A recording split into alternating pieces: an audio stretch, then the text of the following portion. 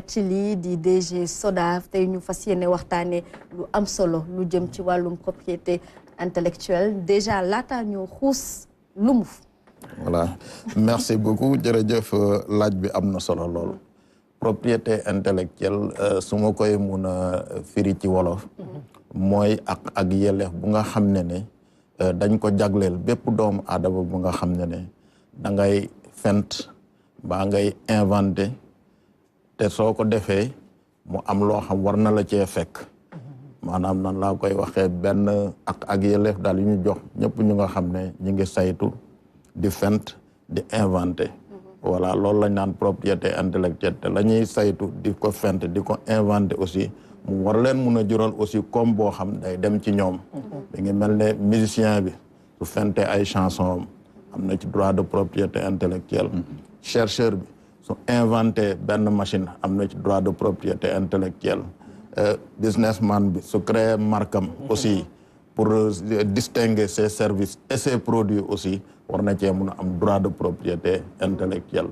donc daal ce qui récompense le génie humain en quelque sorte voilà te it kenn amul sañ-sañ jël li nga doo ko jël looloo tax ma toftal ci nekk lépp lu waay xalaat fent ko saytu ko créé ko dafa am ak yelleef maanaam ay droit ay prérogatives yoo xam yoon daf ko ci toftofal ba nga xam ne nit amul sañ-sañu jël ko jëriñoo ko te laaju la ko parce que bu ko defee noonu daan mën na ko cee fekk réew mi moom bëri na lu ñuy jël ci yëfu jàmbur tey waaw damay defar benn affaire ñëw jël waa réew bees lal ci suuf du ma leen woo sax ni leen maa ngi jël lii du ma leen yëgal mi ngi découvrir comme ñëpp rek exactement looloo tax d'ailleurs conférence tey bii nii daf may permettre mu xaw cee xuus tuuti mu am solo te loolu da nga ko gis ci culture gis ko ci secteur yëpp ci sport bi nag da cee gën a bëri danañ ci ñëw ndax soo xoolee déjà lu ñuy gën a gis soo xoolee équipe nationale saa yu dem di kii maay yu muy def gars yi dañuy def contre façon maay yi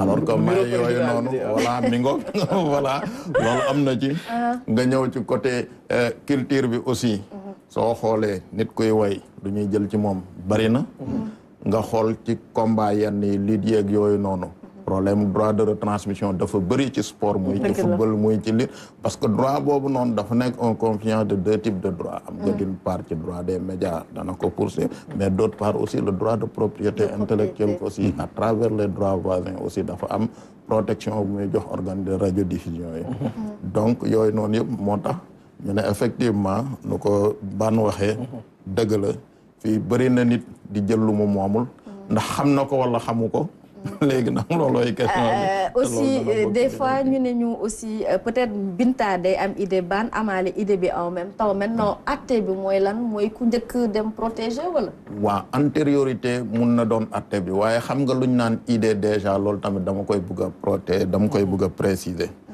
idée du loolu en réalité la propriété intellectuelle di protéger mais c'est l'expression matérielle de l'idée parce que idée bi soo xoolee ci ñun lu ñuy liggéey dañ naan ce sont des thèmes ce sont des champs vierges fu nga xam ku ne mun na cee cultiver ñun ñëpp mun nañ bokk idée mais xëy na suñ demee ba koy jëmal dañ koy jëmalee dana am wute mi ngi mel na ñu nekk classe professeur bi jox ñu benn sujet dañu dissertation mun nañ doon 30 élèves ci classe bi ci sujet boobu noonu da nga am 30 œuvres différentes dissertation bu nekk œuvre on parlera tous de la même chose voilà on parlera tous d'un même thème traiter le même sujet mais de manière très différente ku ci nekk ak na nga koy sentir na nga ko gisee na nga ko percevoir looloo tax ñu ne c'est l'expression matérielle de l'idée en réalité qui est protégée ñu jëm ci thème bi ñu ni rencontre Dakar wala balaa may waaw ci loolu sax rencontre bi mooy thème mu Dakar mooy élaboration d'une stratégie nationale de la propriété intellectuelle dans le sport au Sénégal loo tax ñu yemale ko ci sport rek te culture bi tamit moom gën na cee fës waaw xam nga en fait dafa am lu ko undu dañoo jubli ci Jeux olympiques de la jeunesse bu Dakar bi 2026 ñëpp gis nañ ne léegi sport aussi dafa doon vecteur économique bu am solo xëy na yeneen secteurs yi lu mel ne culture ak invention ak yooyu noonu yëpp gaa yàgg nañ ci def ay jéego di ci kii je pense que gisoon nañ ministre de l'enseignement supérieur et de la recherche demoon na benn salon indi ay kii pour les inventeurs donc aussi comme affaire daa bëri pàcc des fois aussi selon les circonstances il faut nga dem sport bi nag dafa doon vraiment loo xam ne aussi dafa doon benn kii économique bu am solo léegi. waaw parce que aussi soo xoolee source de revenu yu extraordinaire moo nekk ci sport.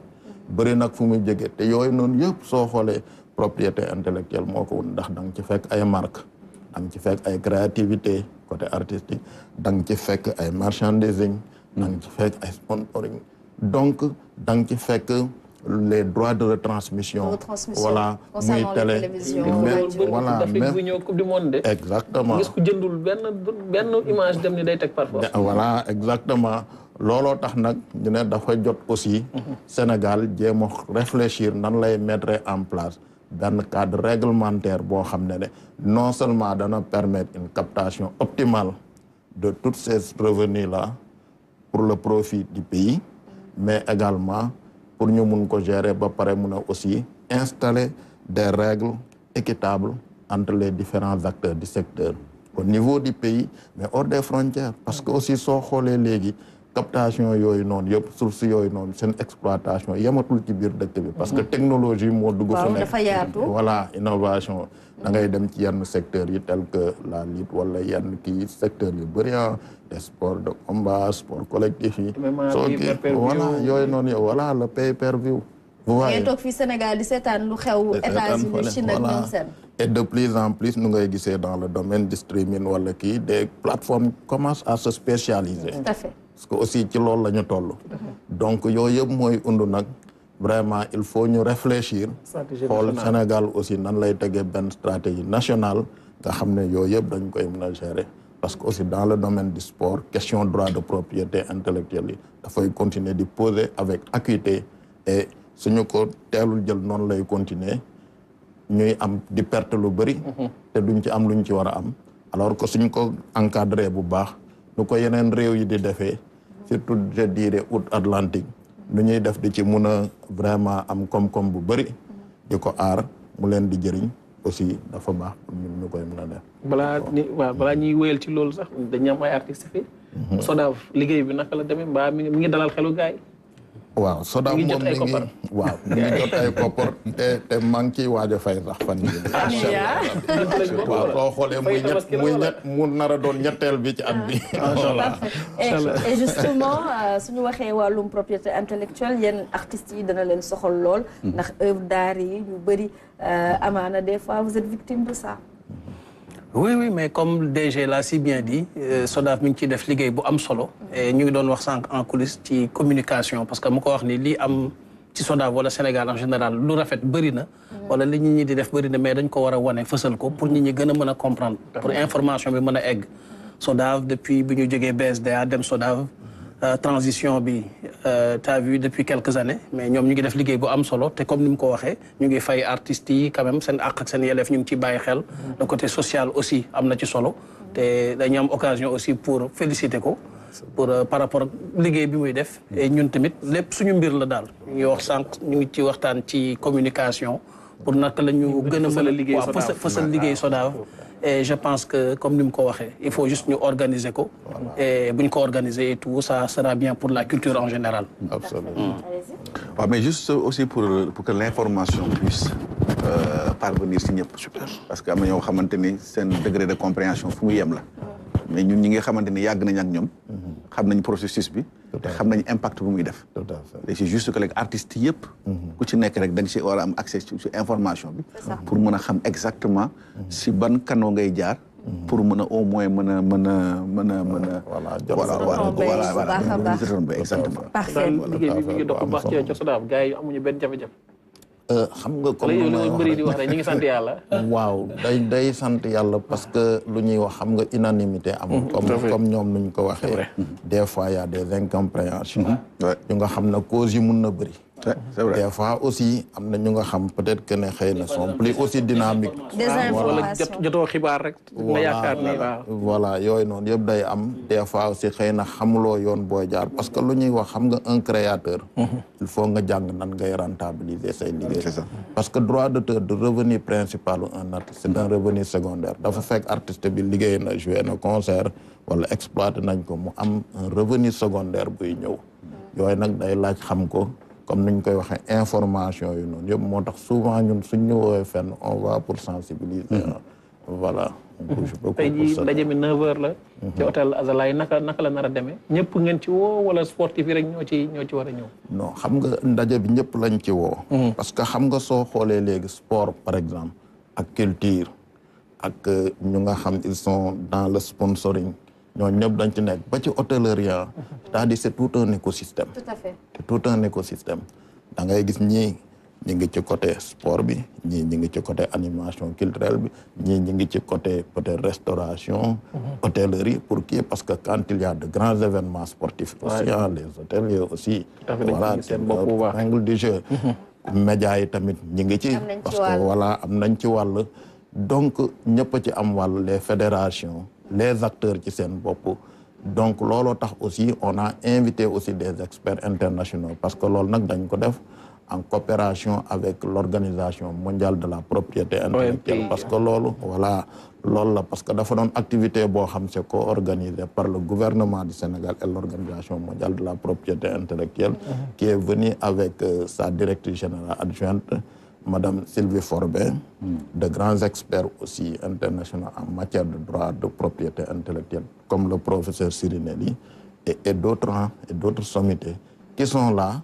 Et ce sera ouvert quand même, le propos, en tout cas, le premier thème sera développé par le professeur Abdoulaye Sakho, là, qui est vraiment un spécialiste du droit du sport. Voilà. Donc, pour vous dire, il y a des experts nationaux, il y a des experts internationaux, parce que aussi, ils donnent des moments d'échange. Des moments d'échange d'expérience, mais d'échange de bonnes pratiques aussi. Voilà, des organisations mondiales de la propriété intellectuelle en tant qu'institution spécialisée des Nations Unies. moom dëkk buy jublu ci lool rek di ci dem da lay accompagner voilà loolu donc moo tax aussi ils se sont vraiment intéressés à la chose ñu ñëw vraiment je dirais que la vice-directrice générale est venue avec vraiment une très grande équipe. Parfait. Voilà. Alors ñu dëgmal JOJ bi bokk na ci lu sabab boobule ndaje ngeen fas yéene waxtaanee stratégie nationale mais déjà est-ce que am na ay ponk yu ñu mën a jàpp jëmale ci stratégie nationale boobee. waaw ponk yi ñu ci mun a jàpp mooy que lu ñu xaar ci livrable.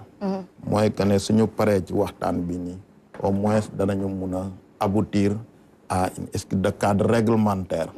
boo xam ne lépp luy affaire propriété intellectuelle ci biir sport au Sénégal dana am cadre boo xam danañ ko ci mun a teg ci la ñuy tënku. loolu muy lu am solo. ñaareel bi aussi dana permettre nit ñi mun a xam ne léegi économiquement.